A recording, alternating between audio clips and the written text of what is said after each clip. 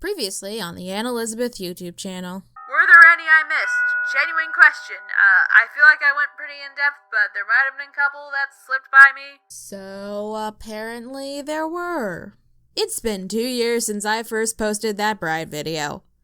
I made it in the span of a week, writing, recording, editing, all of that, so I could get it out in time for the 50th anniversary. I still really like that video, but because of the rush I was in to get it done, there are some things that I did end up overlooking. So, here we are today. This is going to be part 2 of The Brides of the Haunted Mansion, talking about all the other lovely ladies we missed. If you haven't seen it, be sure to check out part 1. I don't think we need any more introduction, so let's get started. I thought I had been pretty thorough in my dissection of the concept stages, and I was, at least at the time. However, history evolves, and we occasionally learn something that changes it. It might not rewrite the story entirely, it just adds another chapter of it. Such is the case with this bit of information. Much of the stories written early on seem to have portrayed the bride as a victim of her vindictive husband. However, one draft in particular, it was the exact opposite.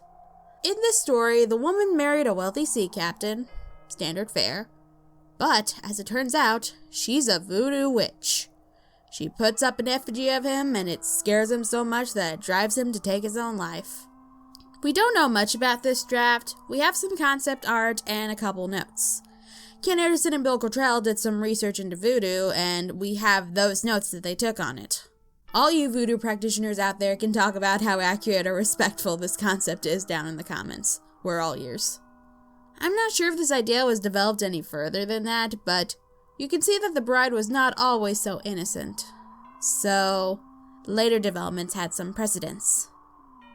I've made mention in previous videos that the mansion's population is pretty homogeneous, to say the least. There's only a small handful of non-European, non-American ghosts that we get to meet. And that really sucks, and is the subject of an entirely different video. Which is why I got very excited when I learned about this lady, Oiwa. Oiwa is a ghost from Yasuda Kaiden, a very famous Japanese ghost story. Her story is one of tragedy and vengeance, scorned and screwed over in life, and full of wrath and death. It's an incredibly influential story, and I don't think just explaining it to you in this video would do it any justice. So I recommend doing your own research into this story and learning more about it yourself. To make a long story short, Oiwa was the wife of a samurai named Aemon. The marriage wasn't a happy one. He only married her to raise his social status, killed her father in order to do so, didn't help her while she was sick from giving birth to his son, gave her a poison that disfigured her face, pawned off their stuff without her knowledge to marry a rich girl, and set up his friend to assault her so he could have an excuse to divorce her. All of this was revealed to her at once, and the shock of it drove her to kill herself. In her death, she became a vengeful spirit, an Onryu, and never let her husband live it down, haunting him for the rest of his days, driving him into madness. Like any kind of story out there, there are many different variations and retellings. The version you're seeing right now is from Samurai Horror Tales, which is an anime. But that's the gist of it. If you even have basic knowledge of Japanese horror, you've probably seen its influence. So, with such a revered story, someone at the Nippon Television Company used it to answer Walt Disney's call for ghosts from all over the world. They sent a bust of Oiwa to the Disney studio so they could put her into the Haunted Mansion.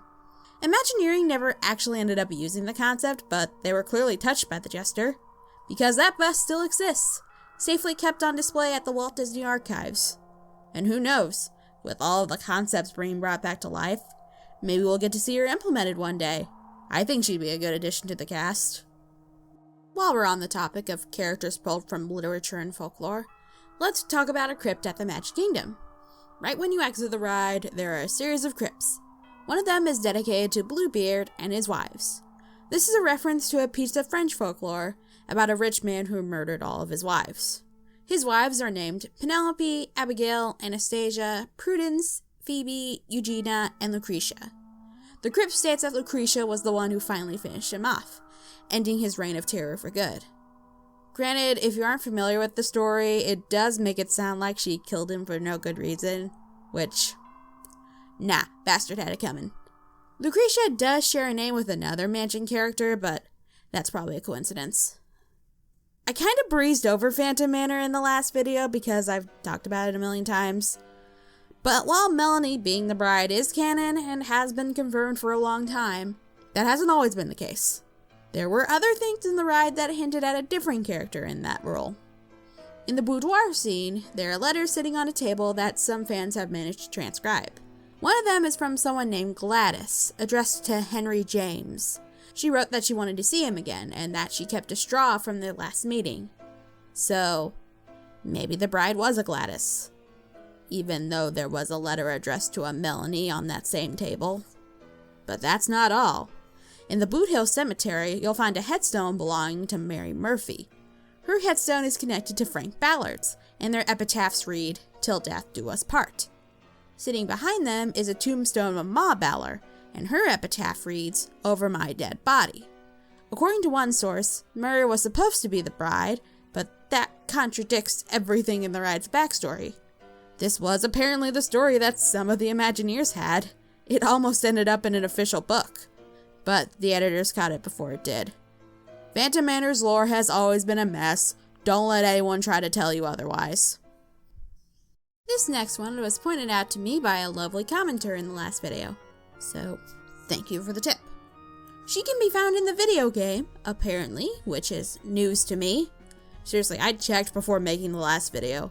I, like a fool, thought she would be in the attic, but she's in the maid's quarters.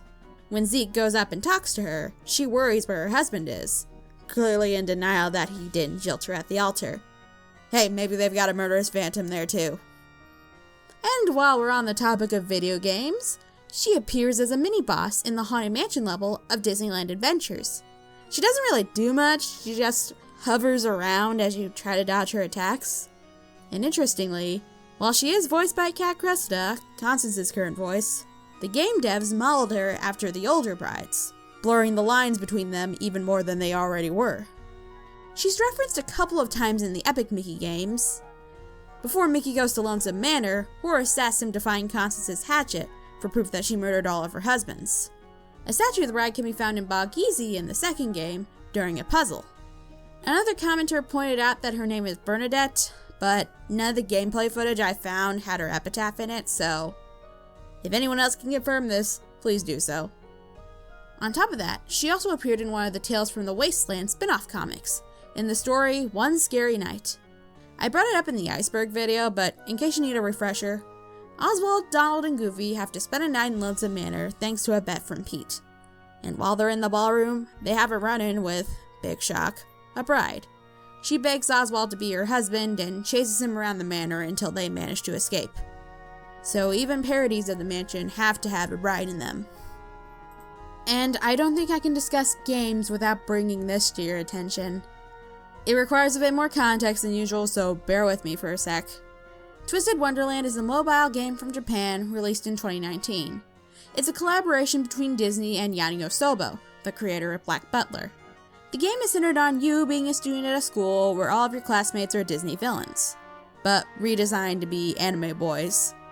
There's definitely a lot more to it than that, but the game has yet to be localized in the West, so information in English is scarce at best. But in one of the game's events, there was another bride character, Eliza. From what I can gather, Eliza was a princess in her mortal life, of a kingdom that's long gone. She wanted to get married, but died before she was able to. Now she wanders the afterlife, looking for her one true love. One of the students, Idea Shroud, is kidnapped to be her groom. And yeah, he's supposed to be in anime Hades.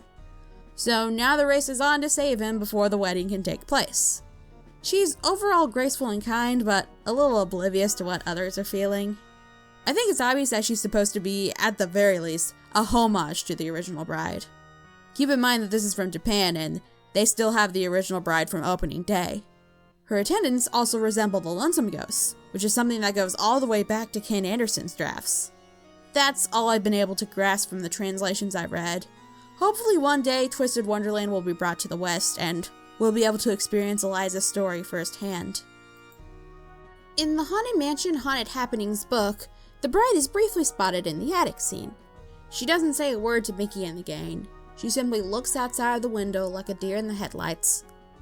This might not be worth mentioning, except for the fact that there is a pin that features this specific design of her. It's always funny how these things manage to pop up in unexpected places. In an unproduced script for a Haunted Mansion movie, see this video for more details, the bride is a woman called Kathleen Flowers, who was about to marry Jacob Gracie. However, the night before the reception, his bloody past was revealed and she broke off the marriage. In a rage, he pushed her off a staircase where she fell to her death. She was trapped in the mansion and was blackmailed into marrying Jacob, so he would leave her sister and the mortals in the mansion alone, because when she marries him, the curse will be lifted. Luckily, they discover a loophole, and Kathleen manages to marry another guy she likes more. So the curse is broken and they all live happily ever after. Again, not sure the script would have been a great movie, but it's still fun to imagine what could have been. In the backstory made for the movie that actually got made, Ambrose Gracie, the great-grandfather of Edward Gracie, married a French woman named Juliette Desmoulins. 6 years of French classes and I probably butchered that name beyond recognition. She was living in London when she met Ambrose, having fled there with her family after the French Revolution. She's described as having a star quality that made her stand out in New Orleans, a contrast to the bold and brash Americans. Together they had a son named George Gracie, who married a woman named Abigail, the daughter of a state senator. And their meeting was arranged by the family butler, Ramsley. She was vivacious and loved music, which led to a huge pipe organ being installed in the mansion for her to play on. They had 3 children together, but all but the youngest, Edward, died of scarlet fever. Following their deaths, she got very interested in the occult, and even brought Madame Leota to the mansion to do seances. It all gradually took a huge toll on her, and she died. If all this is news to you, don't worry, the movie doesn't allude to this once. Should I make a video about all the important stuff from this film that got left on the cutting room floor? Because I feel like I should. A costume character of the bride appeared in an old Disney sing-along tape. Let's go to Disneyland Paris. She's seen in the Grim Grinning Ghost segment outside of Phantom Manor, arm in arm with the Phantom. My very old subscribers will remember that I thought she was Melanie. But art is a lie and nothing makes sense anymore, so she might as well be the original bride. This would not be the last time we saw her as a costume character. She appeared in a parade at Tokyo Disneyland in 2019, accompanied by 5 male suitors. All brides are constants until proven otherwise. That's my new theory. Get into fights about it in the comments, but you're not gonna change my mind. And rounding off this retrospect, the bride appeared in an episode of House of Mouse called House Ghosts. The hitchhiking ghosts are in a jaunty rendition of Grim Grinning Ghosts, and they eventually chase Pete into a crypt. There he comes across a bride looking youthful and stoic. When he goes to kiss her hand, it disintegrates, revealing she's shriveled into a corpse. This is what was great about House of Mouse. You can tell the people who worked on it really did their homework. Referencing something from really early on in the ride's history, back in an age when all that research wasn't very accessible and the internet was in its infancy, is really impressive.